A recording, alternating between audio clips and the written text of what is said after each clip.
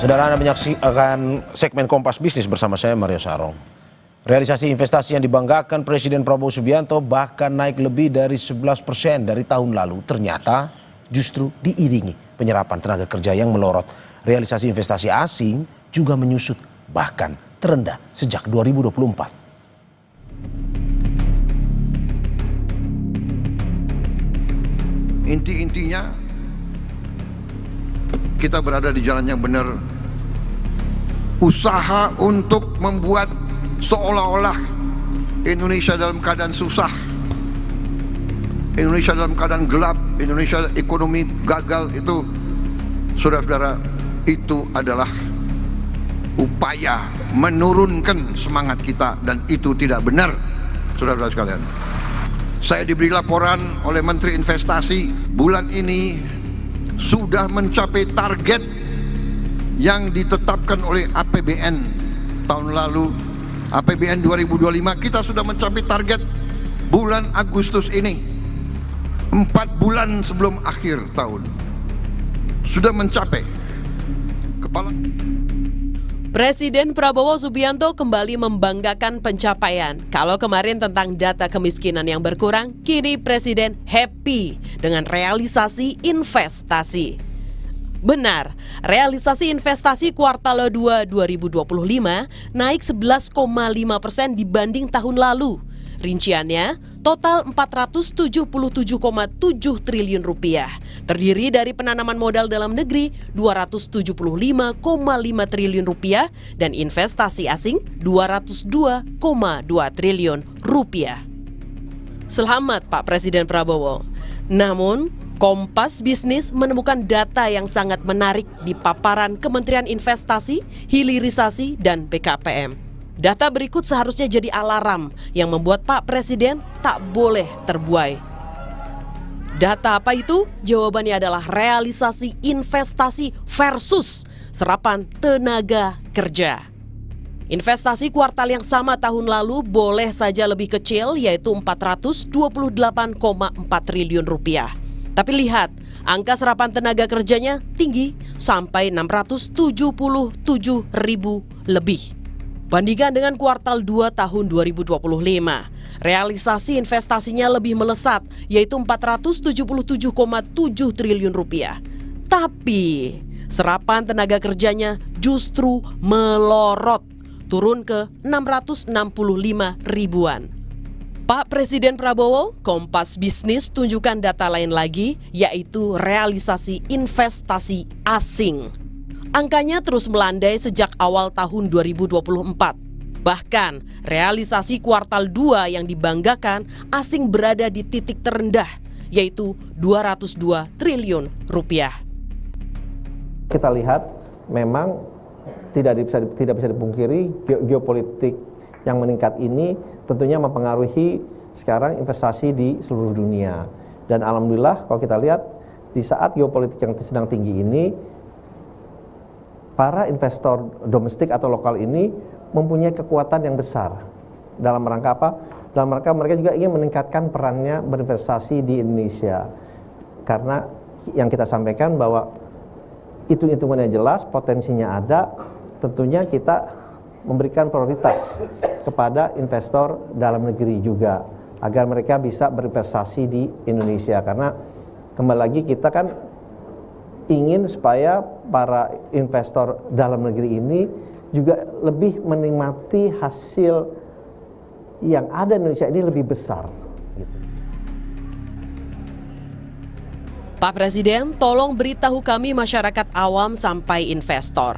Apa lanskap atau rencana prioritas di sektor investasi jangka pendek? Apa yang akan dilakukan? Apakah pro pada padat modal dan teknologi, tapi minim serapan tenaga kerja, Pak?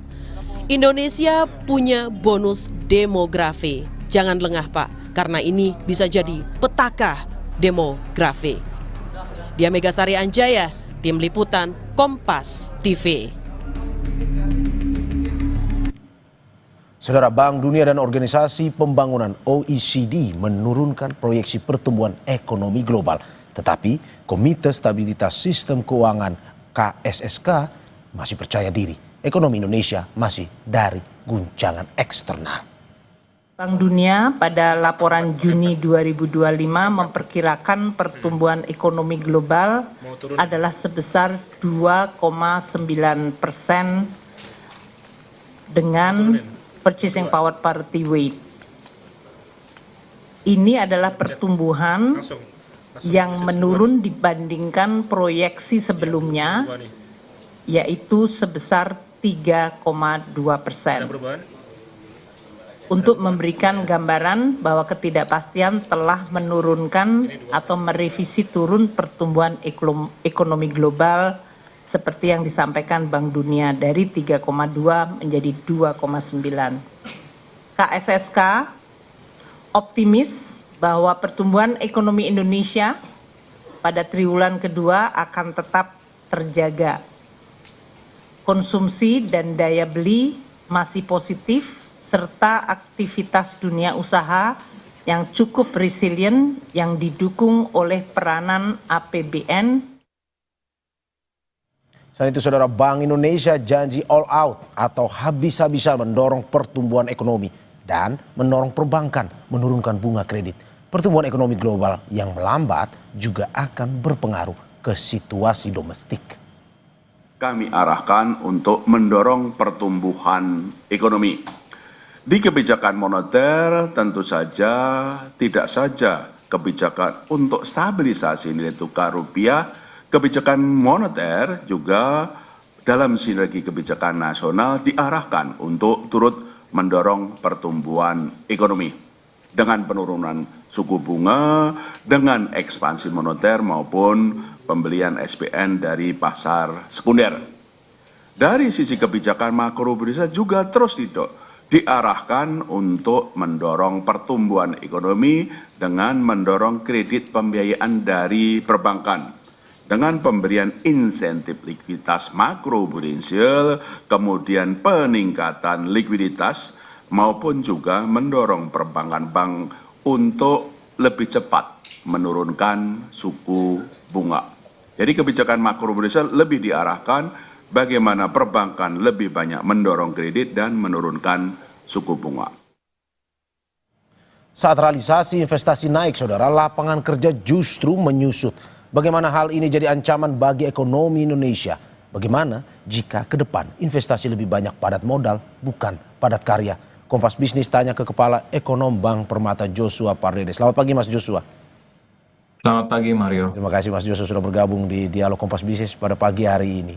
Mas Joshua, ini besok atau 5 Agustus BPS akan mengumumkan angka pertumbuhan ekonomi. Hitungan Anda, Mas, apakah ekonomi akan di atas 5% seperti kepercayaan diri pemerintah atau malah justru tidak? Perkiraan kami untuk pertumbuhan ekonomi kuartal kedua sepertinya masih akan berada di bawah 5%. Dan sangat disayangkan kembali bahwa bahkan lebih lambat dibandingkan kuartal pertama. Perkiraan kami untuk kuartal kedua pertumbuhan ekonomi akan berkisar di kisaran 4,76% dibandingkan kuartal 1 4,87%. Dan ini tentunya meskipun memang konsumsi rumah tangga masih menjadi kuenya ya, kalau kita bicara kue pendorongnya masih menjadi pendorong utamanya, namun laju pertumbuhan dari konsumsi rumah tangga ini cenderung mengalami perlambatan. Di kuartal 1 kami melihat bahwa pertumbuhan konsumsi rumah tangga masih tumbuh 4,89%. Di kuartal kedua ini pertumbuhan konsumsi rumah tangga akan turun lagi 4,77%. Sementara itu untuk pendorong kedua terbesar setelah konsumsi yakni investasi, meskipun memang sedikit membaik, namun kalau tadi disampaikan bahwa dari sisi realisasi penyerapan tenaga kerja masih relatif belum begitu cukup mengangkat, karena kalau kita bicara juga dari sisi data tenaga kerja yang ter-PHK sampai dengan semester 1 tahun ini pun juga mengalami peningkatan. Artinya memang kalau kita melihat dari sisi peningkatan investasi pun juga belum cukup signifikan ya, karena investasi pun juga diperkirakan hanya tumbuh sekitar 3%-an ya, 3,7% dari kuartal 1 yang di kisaran 2,12%.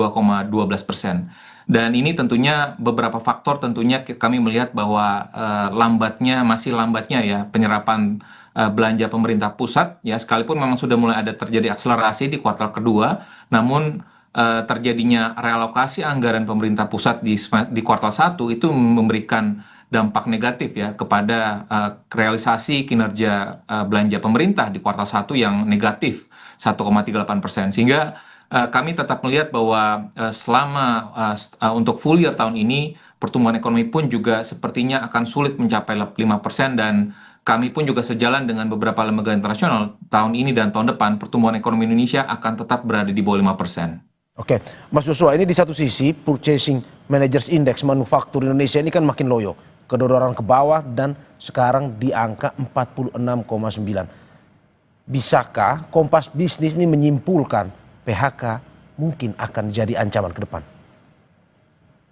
Ya, kami mencermati ya bahwa ada situasi global ya. Tentunya kalau kita melihat lebih dalam lagi data PMI Manufacturing Indonesia ini, mengapa dalam beberapa bulan terakhir ini masih dalam fase yang kontraktif di bawah 50, artinya memang terjadi penurunan permintaan ya, permintaan order dari eksternal, dari pasar ekspor ataupun juga dari domestik ya. Artinya memang satu, adanya permintaan dari ekspor yang mengalami penurunan karena situasi global pun juga melambat.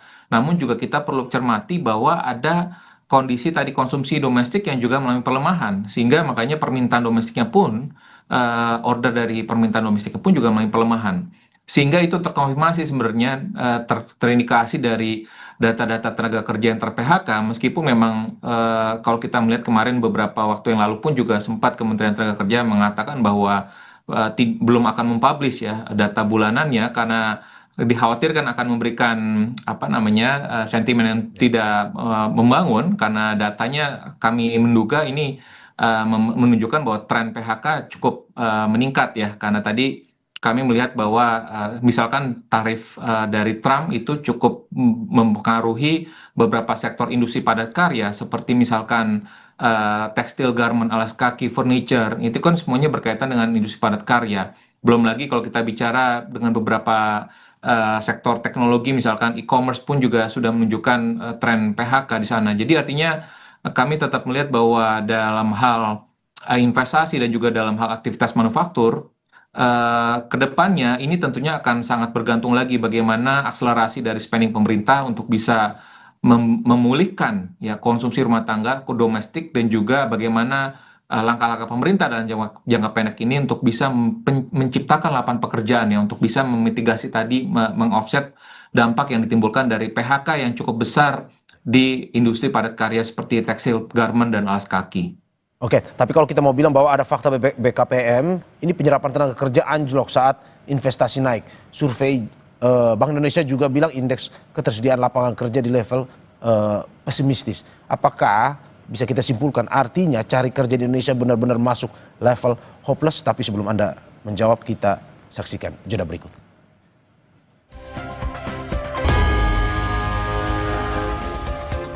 Saudara, terima kasih masih di Kompas Bisnis bersama saya Mario Sarong dan juga Kepala Ekonom Bank Permata Joshua Pardede. Mas Joshua, tadi kita sudah menyinggung terkait dengan fakta BKPM yang bilang penyerapan tenaga kerja anjlok saat investasi naik. Ini didukung survei BI juga bilang indeks ketersediaan lapangan kerja di level pesimistis. Apakah artinya dari kesimpulan yang bisa atau analisis yang Anda bisa sampaikan, ini cari kerja di Indonesia benar-benar masuk level hopeless? Iya, bisa kita simpulkan seperti itu ya. Dan kalau kita lihat secara umum, ini kondisinya cukup struktural. Artinya kalau kita bilang produktivitas perekonomian kita ini dari waktu ke waktu makin memburuk ya. Artinya kalau kita lihat zaman 20 tahun sebelumnya, pada saat kita masih mungkin zaman-zaman era kita pertumbuhan manufaktur kita masih cukup tinggi, kita bisa menyerap setiap 1% pertumbuhan ekonomi kita itu bisa menyerap 500.000 tenaga kerja baru. Namun dalam kondisi saat ini sepertinya penyerapannya hanya kurang dari 200.000, bahkan mungkin sekitar 100.000 hingga 150.000 tenaga kerja baru.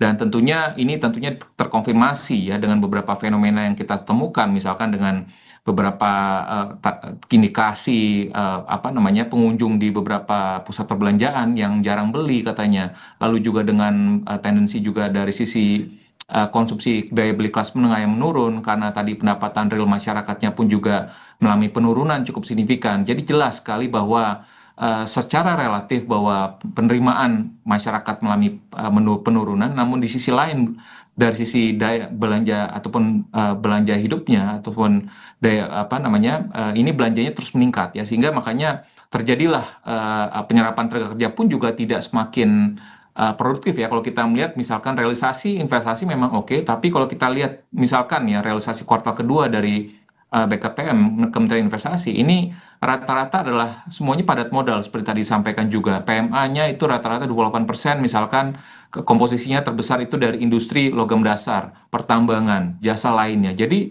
PMDN-nya pun juga sama, transportasi pergudangan, pertambangan, dan juga perdagangan. Jadi kurang lebih belum menyasar kepada sektor industri yang bisa menyerap tenaga kerja dalam jumlah yang besar. Sehingga tentunya ini sangat disayangkan sekali, sekalipun realisasi investasi mendekati targetnya, namun kembali lagi kalau kita bicara bagaimana produktivitasnya untuk bisa menyerap tenaga kerja, karena yang lebih terpenting lagi adalah bagaimana agar tadi masyarakat ataupun masyarakat Indonesia itu bisa bekerja, karena ujung-ujungnya ingin mendapatkan pendapatan tanpa adanya mendapatkan pekerjaan dan juga mendapatkan pendapatan, tentunya investasi itu saya pikir tidak akan bisa berdampak secara real ya kepada perekonomian ataupun masyarakat kita. Oke, tapi bagaimana kita melihat dampak rentetan ini? Ini cari kerjaan susah satu, inflasi naik karena harga bahan pokok mahal selanjutnya. Daya beli seakan dibuat babak belur. Ini akan seperti apa kondisi ekonomi ke depan nih dari analisis Anda? Ya, yang tadi seperti kami sampaikan ya, bahwa kami sejalan dengan proyeksi pertumbuhan ekonomi dari berbagai lembaga internasional bahwa tahun ini dan tahun depan pertumbuhan ekonomi akan berada di bawah 5%. Dan tentunya ini kalau tidak ada langkah-langkah yang strategis dari pemerintah, dalam hal ini bagaimana pemerintah bisa membuka lapangan pekerjaan dalam jumlah yang besar dalam waktu dalam jangka pendek ini tentunya akan bisa berdampak negatif ya kepada pengangguran, kemiskinan yang sekalipun memang kemarin data BPS menunjukkan penurunan ya, namun kalau kita bicara kenyataan di lapangannya sendiri ya, ini masih mengindikasikan bahwa terjadi penurunan kondisi tadi ya, daya beli masyarakat, dan eksesnya sudah kita lihat bersama ya, bagaimana kalau kita lihat bagaimana pinjol ilegal, judi online, ini tentunya ini sudah sangat nyata kita temukan di lapangan. Artinya pemerintah tidak bisa tutup mata ya dengan ekses dari penurunan daya beli kelas menengah tersebut ya. Dan kalau kita lihat juga misalkan program MBG yang digaungkan oleh pemerintah, akselerasinya pun juga penyerapannya pun juga belum cukup optimal. Jadi kalau memang pemerintah menargetkan ataupun mendorong MBG ini bisa menjadi salah satu driver penggerak pertumbuhan ekonomi dalam jangka pendek ini, harapannya bahwa spending untuk ataupun belanja dari MBG ini bisa ditingkatkan lagi. Dan kembali lagi kami tekankan lagi bahwa investasi pun juga ya, dengan realokasi anggaran pemerintah pusat di awal tahun ini, dampak negatifnya jelas sekali bahwa pembangunan infrastruktur ini pun juga dengan adanya perlambatan pembangunan infrastruktur, jelas sekali bahwa pertumbuhan ekonomi kita pun juga tidak bisa terangkat. Jadi artinya pemerintah kembali lagi perlu menyasar ataupun memberikan skala prioritas kepada belanja-belanja yang produktif gitu ya, dan juga kembali lagi bagaimana stimulus fiskalnya pun juga diarahkan bisa mendorong lebih cepat lagi, karena sekalipun suku bunga acuan Bank Indonesia sudah turun, tapi kembali lagi fiskal lah yang menjadi pendorong utama ya. Tanpa adanya selama kalau kita lihat rekening pemerintah di Bank Indonesia masih tetap tinggi, artinya dananya tidak akan muter di masyarakat ya. Artinya tentunya kembali lagi ini akan bergantung lagi kembali lagi bagaimana spending dari pemerintah ini akan bisa mempengaruhi pertumbuhan ekonomi Indonesia ke depannya. Oke, kalau kita lihat ini di lain sisi ini bunga kredit bank masih saja belum turun. Meski Bank Indonesia sepertinya sudah all out dengan potong BI rate 3 kali sejak awal tahun. Dari analisis Anda, berapa penurunan bunga yang match untuk mendukung ekonomi agar lapangan kerja tercipta ke depan?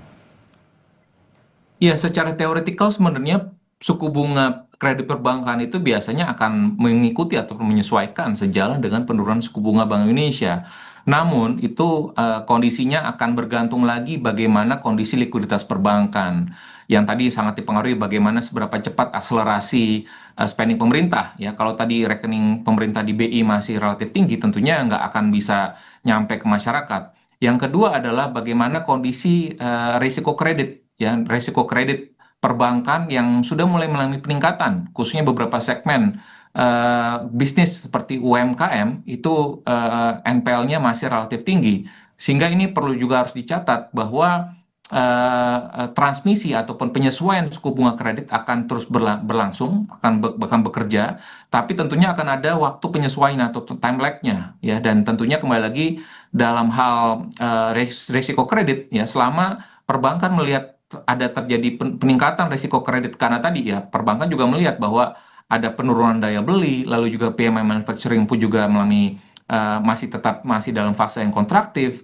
Sepertinya perbankan pun juga berhati-hati ya dalam penyesuaian suku bunga dan juga dalam hal penyaluran kreditnya, karena pada akhirnya ini akan sangat mempengaruhi nanti kinerjanya ke depannya dan juga portfolio kredit perbankan ke depannya. Sehingga tentunya kembali lagi ini sektor industri perbankan pun juga akan sangat dipengaruhi kembali lagi oleh ujung-ujungnya fiskal pemerintah untuk bisa mengakselerasi pertumbuhan ekonomi. Jadi bukan moneternya tapi justru adalah fiskal pemerintah yang menjadi ujung tombak dari perekonomian kita. Oke. Terima kasih Mas Joshua atas apa yang disampaikan. Semoga bisa memberikan masukan kepada pemerintah terkait dengan solusi bagi para pencari kerja di Indonesia. Terima kasih sekali lagi Kepala Ekonom Bank Permata Joshua Pardede atas apa yang disampaikan. Sehat-sehat selalu, Mas. Terima kasih.